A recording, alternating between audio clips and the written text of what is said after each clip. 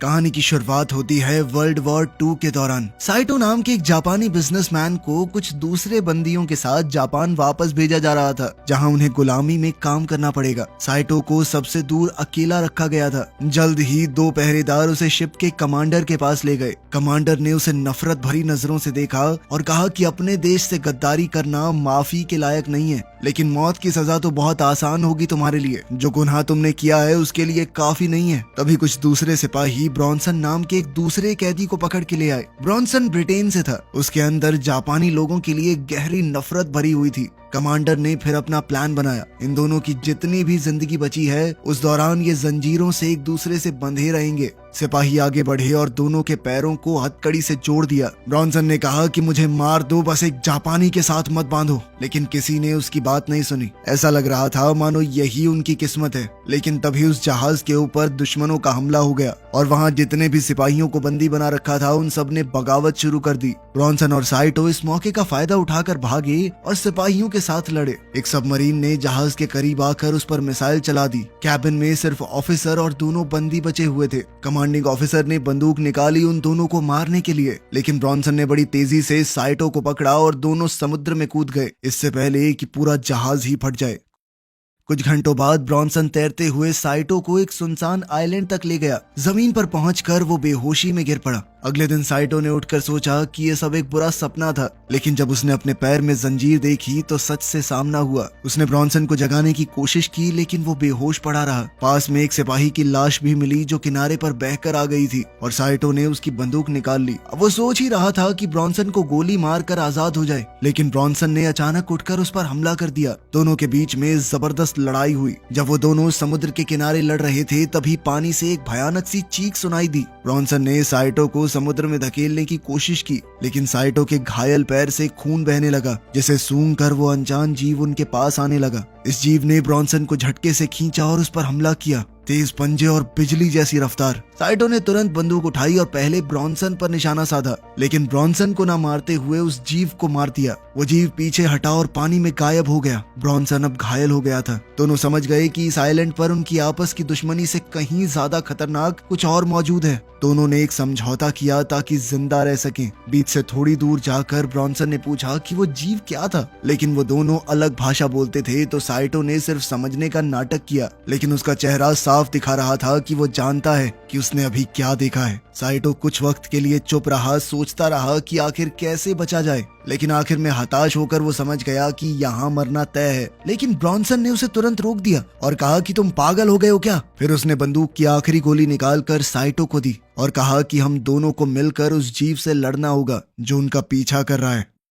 दोनों को कुछ सामान मिला जो समुद्र के किनारे बह कर आया था। ब्रॉन्सन ने एक सिगरेट का पैकेट ढूंढा और साइटो को पकड़ाई, लेकिन साइटो ने उसे लेने से मना कर दिया। उसकी आंखों से उदासी छलक रही थी। जब ब्रॉन्सन कुछ काम का सामान ढूंढ रहा था तो उसे एक नौजवान सिपाही की लाश वहां मिली, जो कि उसका अपना साथी था। वो रो पड़ा और कहने लगा कि ये तो बस एक जवान सा लड़का था, इसकी पूरी जिंदगी पड़ी थी अभी। वो जिंदा होता अगर साले जापानियों ने ये जंग न शुरू की होती तो। साइटो चाहे उसकी एक भी बात न समझ पाया हो, उसके दर्द को पूरी तरह महसूस कर पा रहा था। उसने ब्रॉन्सन को पानी पिलाया। ब्रॉन्सन ने पानी पी लिया और वो दोनों मिलकर रात के लिए और चीजें इकट्ठा करने लगे। जब अंधेरा हुआ तो दोनों ने मिलकर काम चलाने के लिए कैंप बनाया। ब्रॉन्सन ने अपना जूता पहनने की कोशिश की, लेकिन जंजीरों की वजह से उसे दर्द हो रहा था और वो जूता नहीं पहन पाया। तब साइटो को समझ आया कि उसने एक मरे हुए सिपाही के बड़े जूते ले लिए थे और उसने एक जूता ब्रॉन्सन को दे दिया, लेकिन ब्रॉन्सन ने उसे पहनने से साफ मना कर दिया, क्योंकि वो किसी भी जापानी चीज को हाथ तक नहीं लगाना चाहता।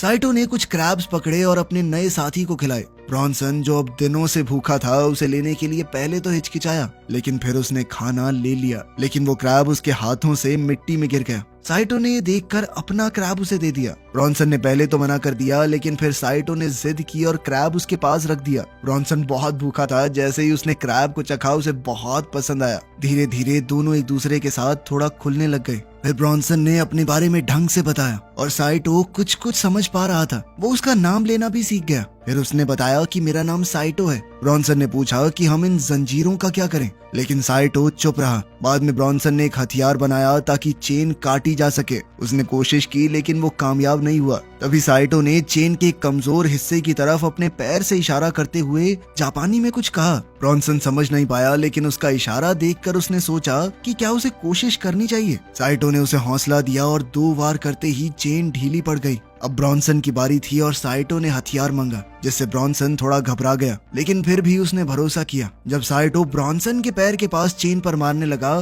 तो ब्रॉन्सन ने कहा कि भाई मुझसे नहीं देखा जाएगा, मैं अपनी आंखें ढक रहा हूँ। ये बात सुनकर साइटो हंस दिया। फिर एक ही वार में उसने ब्रॉन्सन को आजाद कर दिया। ब्रॉन्सन खुशी से झूम उठा कि उसका पैर नहीं गया और वो दोनों खुशी से जश्न मनाने लगे, लेकिन उनकी आवाज ने अंधेरे में छुपी हुई किसी चीज का ध्यान खींच लिया। साइटो को महसूस हुआ कि कोई चीज उनके पास आ रही है और दोनों सतर्क हो गए, लेकिन वो प्राणी जल्द ही वहाँ से गायब हो गया। दोनों ने हथियार उठाए और सबूत ढूंढने निकल पड़े। साइटो को रेत में कुछ निशान मिले और उसने एक छोटी सी जांच शुरू की, लेकिन तभी एक आवाज ने उसका ध्यान खींच लिया। जब उन्होंने पलट कर देखा तो पता चला कि ये तो 2 जापानी फौजी हैं, जिनके साथ एक कैदी भी है। ब्रॉन्सन को शक हुआ कि साइटो अब उसका साथ छोड़ देगा, लेकिन साइटो ने ब्रॉन्सन को दिखाने के लिए कि वो उस पर भरोसा कर सकता है, अपना हथियार उसे दे दिया और कहा कि जल्दी से छुप जाओ। साइटो वहीं रुक गया और उसने देखा कि खाना उबल रहा है। तभी एक फौजी को कुछ महक आई और वो देखने गया, जहां उसे लगा कि कोई कैंप में सो रहा है। साइटो सामने आ गया और कहा कि गोली मत चलाना, और ब्रॉन्सन दूर से ये सब देखता रहा। फौजियों को ये नहीं पता था कि साइटो को एक गद्दार घोषित किया जा चुका है, इसीलिए वो उस पर भरोसा करने लगे।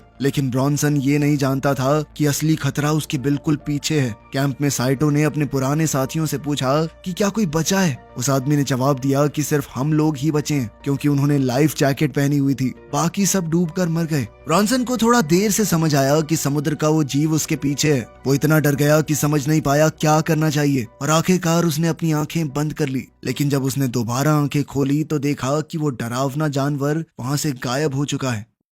अब जापानी फौजी साइटो से पूछताछ कर रहे थे कि क्या पक्का यहाँ पर कोई और नहीं है। साइटो ने कहा कि वो अकेला है, लेकिन सिपाहियों को शक हो गया, क्योंकि उन्हें ब्रॉन्सन के वहां होने के कुछ सुराग मिले थे। एक फौजी अपनी तलवार लेकर उठा और कहने लगा कि जहाज डूबने से पहले एक अफवाह उड़ी थी कि एक गद्दार और दुश्मन को एक साथ जंजीर से बांध दिया गया है। जब उन्होंने साइटो के पैर से कपड़ा हटाया तो वो समझ गए कि साइटो एक गद्दार है। दूसरे फौजी ने उससे पूछा कि वो भगौड़ा कहाँ पर है। साइटो ने कहा कि वो मर चुका है, और उसने एक कब्र की ओर इशारा किया जहां उन लोगों ने ब्रॉन्सन के दोस्त को दफनाया था। एक जापानी फौजी ने कहा कि साइटो सिर्फ एक गद्दार नहीं, झूठा भी है, और धमकी दी कि अगर उसने सच नहीं बताया तो वो उसका गला काट देगा। तभी एक भयानक दहाड़ पूरे टापू पर गूंजी और सब लोग रुक गए। वहां मौजूद दूसरा कैदी डर के मारे चिल्ला पड़ा कि ये जीव जो भी है इंसान तो नहीं है। वो घुटने के बल गिर गया और अपने बचाव के लिए प्रार्थना करने लगा। एक सैनिक ने सबसे छोटे सिपाही से कहा कि जाके देखो किस चीज की आवाज है। वो ब्रॉन्सन के पास पहुंचा।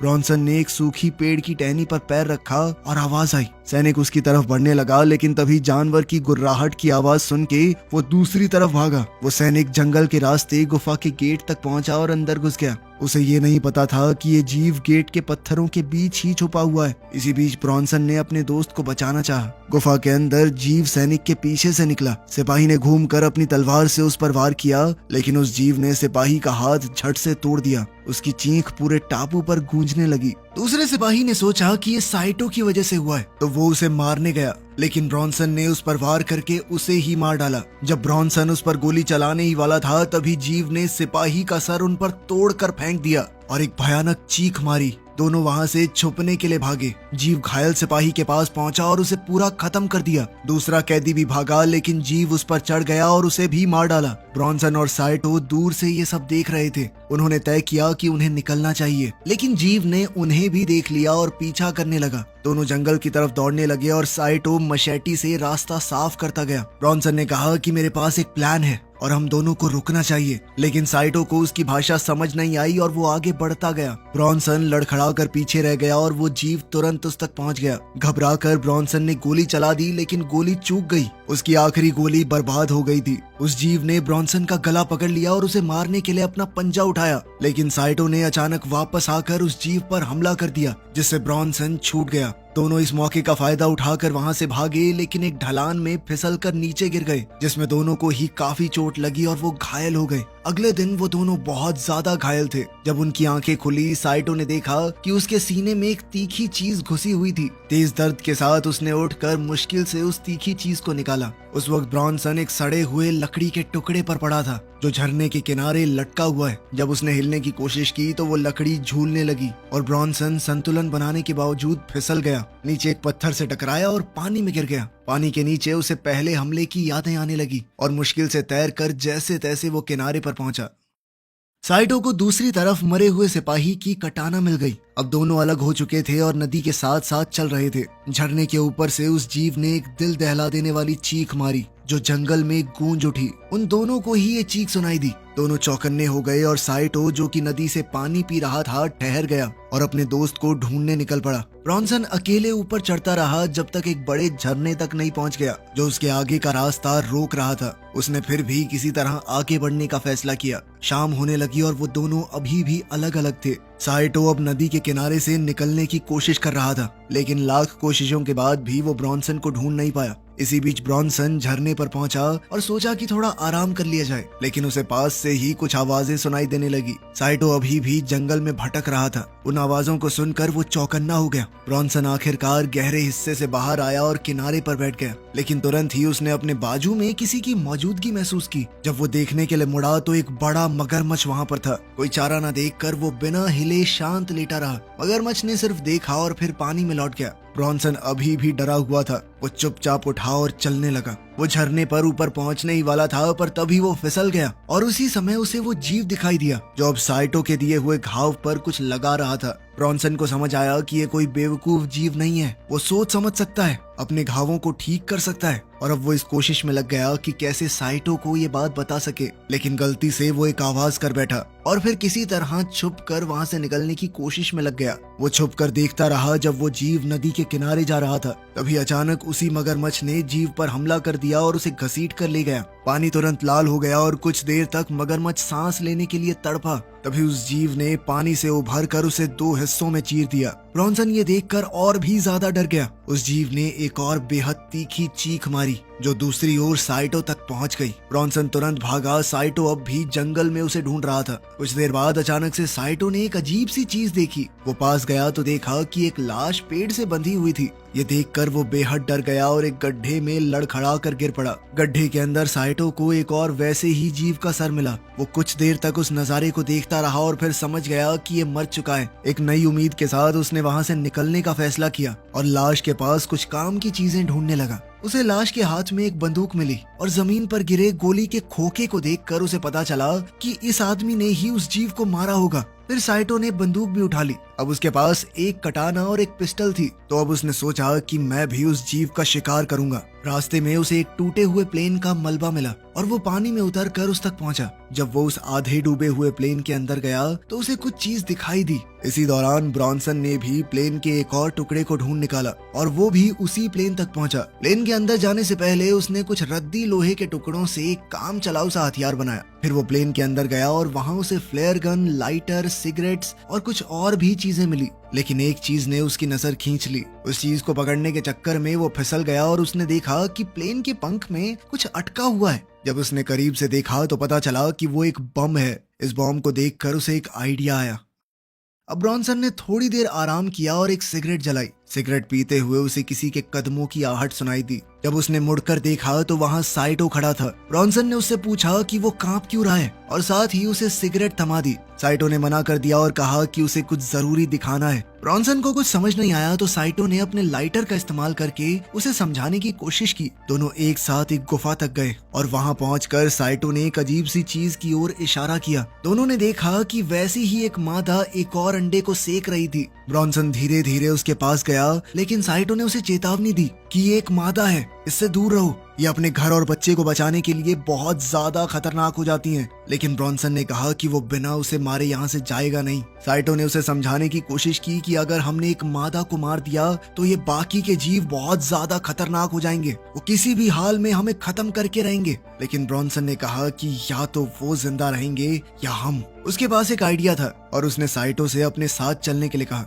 फिर ब्रॉनसन ने साइटो को वो बम दिखाया जो उसे प्लेन में मिला था और कहा कि मुझे ये उस मॉन्स्टर के घर तक ले जाने में मदद करो। दोनों मिलकर बहुत मुश्किल से बम वहाँ ले गए। वहाँ पहुंचकर उन्होंने देखा कि ट्रिगर टेढ़ा हो गया है। ब्रॉनसन ने उसे ठीक करने की कोशिश की, लेकिन साइटो ने कहा कि जल्द से जल्द यहाँ से निकलते हैं, कभी भी फट सकता है ये। इसी बीच वो मादा अपनी गुफा की तरफ लौट रही थी। ब्रॉन्सन ने कहा कि प्लेन में एक इमरजेंसी हथौड़ा है, वो काम आ सकता है, लेकिन वहाँ उनमें से किसी को रुकना पड़ेगा ताकि वो बम को एक्टिवेट कर सकें। साइटो ने उदासी से कहा कि मेरी वजह से हम लोग यहाँ पर हैं, और वो वहीं रुकने के लिए तैयार हो गया। लेकिन तभी उन्हें उस मादा की गरज सुनाई दी। दोनों ने ही बाहर जाने का फैसला किया। जॉनसन ने एक फ्लेयर जलाई ताकि वो अंधेरे में देख सके। जब साइटो पहरा दे रहा था तब जॉनसन हथौड़ा निकालने की कोशिश करने लगा, लेकिन हथौड़ा फंसा हुआ था और उसे खींचने में बहुत जान लग रही थी। तभी एक मॉन्स्टर साइटो के सामने आया और साइटो तुरंत लड़ने को तैयार हो गया। दोनों के बीच जबरदस्त लड़ाई हुई और वो जीव बहुत ही सेफ और समझदार तरीके से लड़ रहा था। आखिर में ब्रॉन्सन हथौड़े को प्लेन से निकालने में कामयाब हो गया। साइटो ने डट कर उस मॉन्स्टर का मुकाबला किया और उसे प्लेन के करीब धकेल दिया। ब्रॉन्सन को हथौड़े से कई बार वार करने का मौका मिला। वो दोनों ही उस जीव के साथ लड़ाई में लग गए और कुछ देर के लिए उसे एक कोने में दबा भी दिया। लेकिन जब उन्होंने आसमान की तरफ देखा तो उन्हें आग धीरे धीरे बुझती हुई नजर आने लगी। फिर जब उन्होंने सामने देखा तो वो जीव वहाँ से गायब हो चुकी थी। फिर दोनों जल्दी से गुफा की तरफ लौटे ताकि काम पूरा कर सके। साइटो एक बार फिर से पहरा देने लगा, जबकि ब्रॉन्सन बम के लैच को ठीक करने की कोशिश कर रहा था। जैसे ही ब्रॉन्सन ने वो लैच ठीक किया, उस जीव ने पीछे से हमला बोल दिया, लेकिन साइटो ने तुरंत उस जीव के सीने में छुरा घोंप दिया। जैसे ही वो उसका सर काटने की तैयारी कर रहा था तो उस जीव ने उसे दीवार पर दे मारा और फिर वापस ब्रॉन्सन पर हमला किया और उसे भी जबरदस्त हमला करके घायल कर दिया। साइटो ने जैसे तैसे अपनी हिम्मत बटाई, उठा और अपना हथियार भी उठाया और एक ही झटके में उस जीव की आंख में गोली मार दी, जिसके बाद उस मॉन्स्टर ने ब्रॉन्सन को छोड़ दिया। साइटो ने दोबारा गोली चलाई लेकिन चूक गया, इसीलिए उसने अपना निशाना बदला और उस जीव के अंडे पर गोली चला दी। अंडे में विस्फोट हुआ और उस मादा का एक बच्चा जमीन पर गिरा, जिसे देखकर वो मादा गुस्से से बौखला गई। साइटो अपने दोस्त की मदद करने के लिए दौड़ा, लेकिन ब्रॉन्सन काफी बुरी तरह से घायल था। ब्रॉन्सन ने अपनी सारी चीजें साइटो को दे दी और कहा कि जल्दी से निकल जाओ। जब वो मादा अपने बच्चे को गोद में उठाकर बैठी हुई थी तो साइटो दर्द में था, लेकिन फिर भी मजबूरी में अपने दोस्त को छोड़कर गुफा से भागा। फिर वो मादा ब्रॉन्सन के पास आई। ब्रॉन्सन ने तुरंत बम को एक्टिवेट कर दिया। ब्रॉन्सन ने तुरंत काउंटडाउन शुरू किया, लेकिन जब वो 3 तक पहुंचा तो बम फटा ही नहीं। तभी उसे अपने दोस्त साइटो की बात याद आई। उसने साइटो के बताए तरीके से बम को एक्टिवेट किया और एक बहुत बड़ा धमाका हुआ, जिसे साइटो ने दूर से देखा। अपने दोस्त को खोकर साइटो बहुत उदास हो गया। फिर उसे वही भयानक चीख सुनाई दी और उसे समझ आ गया कि वो जीव अभी भी जिंदा है। अब उसने झाड़ियों के बीच से भागना शुरू किया और वो मादा भी उसका पीछा करते हुए जंगल के रास्ते से भाग रही थी। साइटो समुद्र के किनारे पहुंचा और निराश होकर घुटनों के बल गिर गया, लेकिन फिर उसे अपने दोस्त की कुर्बानी याद आ गई और गुस्से में उसने लड़ने का फैसला किया। जैसे ही वो मादा समुद्र किनारे पहुंची और देखा कि कोई उसके सामने घुटनों पर बैठा है तो वो एक ही झटके में उस पर झपट पड़ी, लेकिन वो एक जाल था। साइटो रेत से उठा और उस जीव के सामने खड़ा हो गया। उसने उस जीव पर वार किया, लेकिन खुद भी घायल हो गया। उसने हार नहीं मानी और उस जीव का सामना करने के लिए दोबारा खड़ा हो गया। उसने उस मादा को ये कहकर ललकारा कि मार दिया ना तेरे बच्चे को, आजा। जैसे ही उसने साइटो पर वार किया, साइटो ने उसके पेट को चीर डाला और वो मादा जमीन पर गिर पड़ी। वो उस कमजोर पड़ चुकी मादा के पास गया और उसके ऊपर झुककर अपनी तलवार निकाली, लेकिन उसे मारने की बजाय उसने वो तलवार उसके पास ही जमीन में घुसा दी और कुछ कदम पीछे हटकर एक फ्लेयर गन को उठाने लगा। तभी जंगल की तरफ से कुछ और आवाजें आई और वो समुद्र के किनारे की तरफ चलने लगा। वहाँ वो आग जलाने की कोशिश कर रहा था, लेकिन फ्लेयर टूटा हुआ था। अब उसकी आखिरी उम्मीद भी टूट गई। एक थका और हारा हुआ साइटो रेत पर गिरकर बेहोश हो गया। कुछ घंटों बाद साइटो की आंख एक अमेरिकी जहाज पर खुली, जहां एक ऑफिसर उससे पूछताछ कर रहा था। साथ में एक जापानीज ट्रांसलेटर भी था। ऑफिसर ने पूछा कि क्या ब्रॉन्सन ने उसकी मदद की थी, लेकिन साइटो चुप रहा। फिर ऑफिसर ने ट्रांसलेटर से कहा कि इससे पूछो इसने क्या किया है, इसका जुर्म क्या था। साइटो ने जवाब दिया कि मैंने अपने ही कमांडर को मार दिया, क्योंकि वो बेकार ही मेरे सारे साथियों को मौत की तरफ धकेल रहा था। ऑफिसर फिर से ब्रॉन्सन के बारे में बात करने लगा और साइटो को उसके साथ बिताए हुए पल याद आ रहे थे। आखिर तक आते आते वो दोनों सच्चे दोस्त बन गए थे। ऑफिसर ने पूछा कि क्या कोई और भी जिंदा है उस आइलैंड पर। साइटो ने कहा कि वहाँ कोई नहीं बचा। फिर वो जहाज की खिड़की से बाहर देखने लगा। जब उनका जहाज किनारे से दूर जा रहा था तब पता चला कि वहाँ तो वैसे कई और जीव भी जिंदा हैं और इस आइलैंड पर उनका ही राज रहेगा। वीडियो पसंद आई तो लाइक कर देना, चैनल को सब्सक्राइब कर लेना। मिलते हैं अगली वीडियो में।